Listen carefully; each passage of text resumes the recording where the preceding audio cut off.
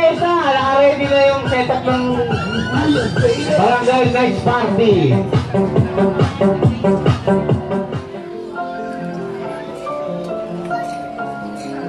Okay, let us put ourselves in the presence of the Lord. God, our Heavenly Father, we are thankful and grateful for this moment as we are conducting a competition for the singing category, which is being organized and initiated by the Guardians Brotherhood Don Carlos Village Chapter, established way back 2003 under yours truly as the founding organizer, a former Kagawad Boyd Catrice, and also the founding chairman of the DCB Perth chapter. Thank you, Lord, for giving us a good health condition to be able to portray our respective role, and also a good atmospheric condition to be able to make this occasion a very memorable one. Let the Guardians Brotherhood Incorporated under the GFJCII with our Supremo FC Alamid and all the national and the incorporators of this branch or faction to push through our ideal goal, our objective, vision, and mission towards the barangay and to all the fellow countrymen. Thank you, Lord, for making us one tonight, together with the contestant, the board of judges, the spectators, the visitors, all that we are here, our neighboring barangay, the residents of the entire Barangay 189. Let them be happy to whatever projects and activities being initiated by our chapter, which is a non-government organization. This we ask through the holy name of the Almighty and Father. Amen. Our very own, the Secretary for the NCR, the National Capital Region, at ang Secretary also, concurrent, the Secretary of the Guardians Brotherhood from the Don Carlos Pearl Chapter, Miss Rose. Can they stand up, Madam? Okay. Thank you. Okay, isa sa magiting, isa sa masipag na ating kagawad ng Barangay 189. Yun nga lang, hindi kami nag-abot ng kanyang termino. Sa termino ko rin. I ended up 2013. Nagsimula ka rin, Kagawad Marvin, 2013. Tama? Okay. Siya po ang number one, consistent number one elected barangay kagawad of this barangay, Barangay 189, under the able leadership, of course, ng ating punong barangay, Honorable Rolando Budo Ramos. Kagawad, di ka pa kilala yung ibang contestant, tumayo ka. Tama, hindi ka kilala yung iba pa sa atin, okay ka, very well known.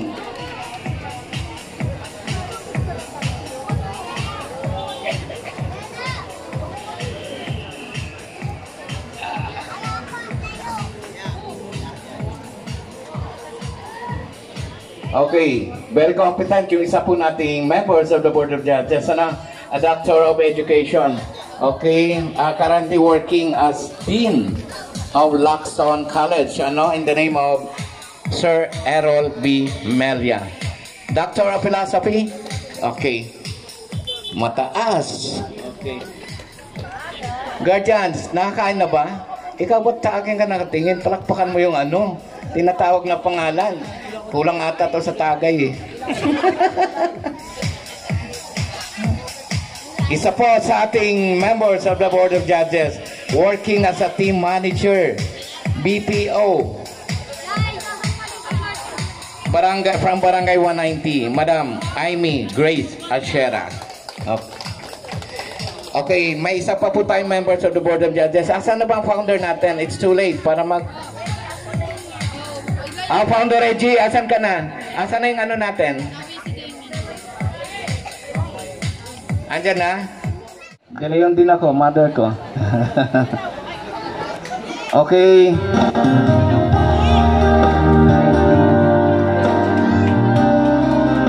Hello. Okay na, dito na pala.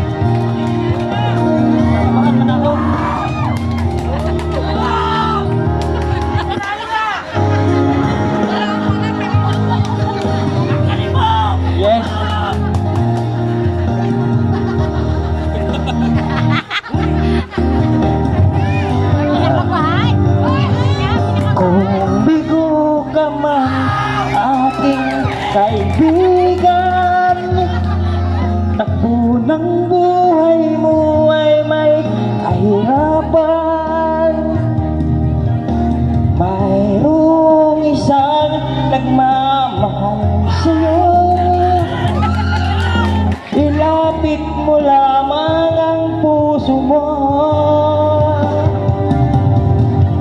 Huwag kang mawawala ng pag-asa. Ang kalungkutang nadaramay ay lunas pa. Liwanag ay sisikatin sa buhay mo. Kaginawaan na iyong matatamo.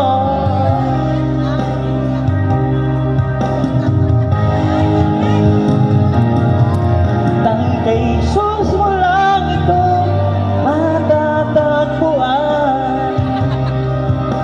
Kay Jesus mo lang ito mararamdaman. Kay Jesus mo lamang mayroong kalunasan. Lumapit ka,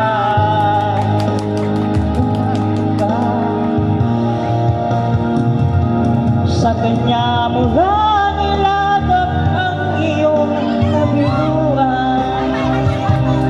sa Kanya mo lang ilag ang puso mo'y nagdaramdam. Kahit gaanong kabigat kaya nang lunasan, sa Kanya mo lang ito matatagpuan.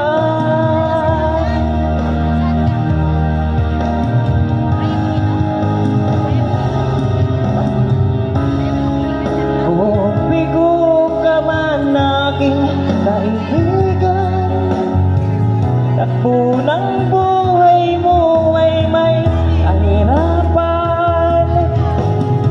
Mayroong isang nagmamahal sa'yo, ilapit mo lamang ang puso mo.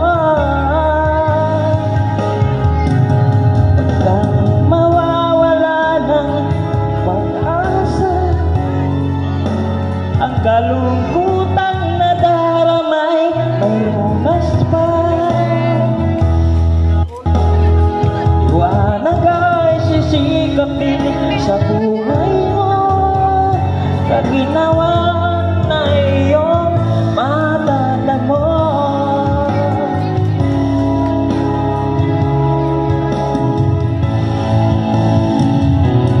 Dahil kay Jesus mo lang ito ang tatagpuan. Dahil kay Jesus mo lang ito mararamdaman. Dahil kay Jesus lamang mayroong kalunasan. Lumapit ka,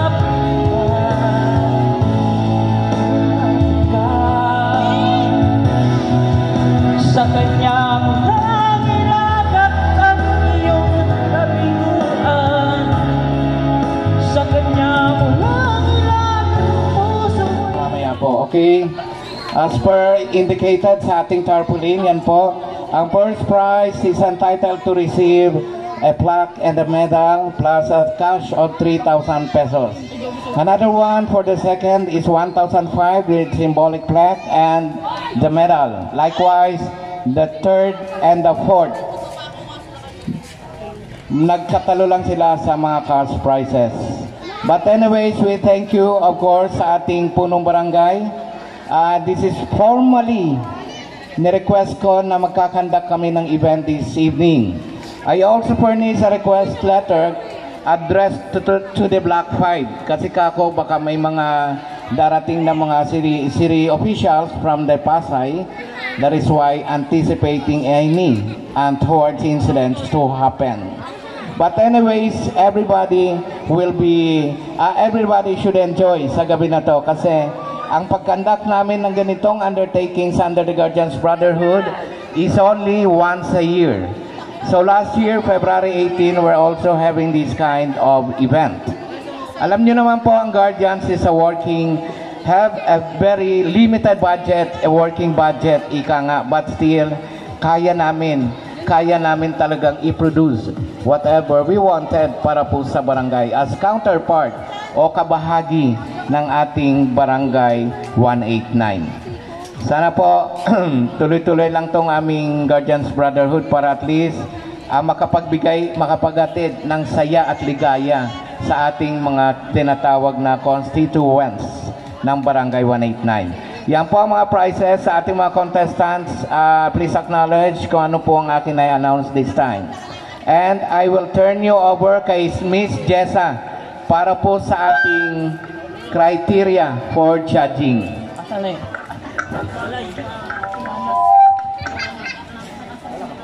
Judges, our criteria for judging for tonight: voice quality 30%, diction 20%, timing 20%, choice of song 20%, stage presence 10%, for a total of 100%.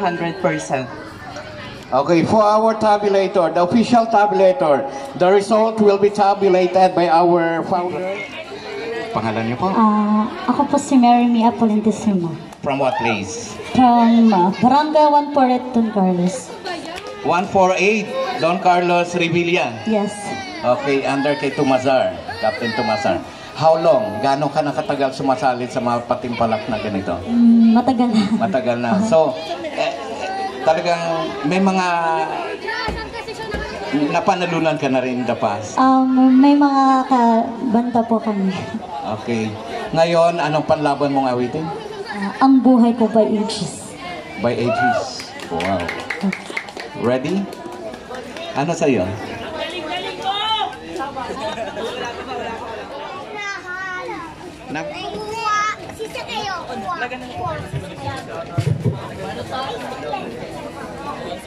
Taga saan po sila? Barangay 189 lang pa. Talaga pong sumasali kayo ng mga ganito? Opo, sa Leyte po. Ano po yung kakantayin nyo ngayong gabi? No more rhyme po. No more rhyme. Okay, ladies and gentlemen, please give me a round of applause. Contestant number 2, Jacqueline Datar. Palakpak naman.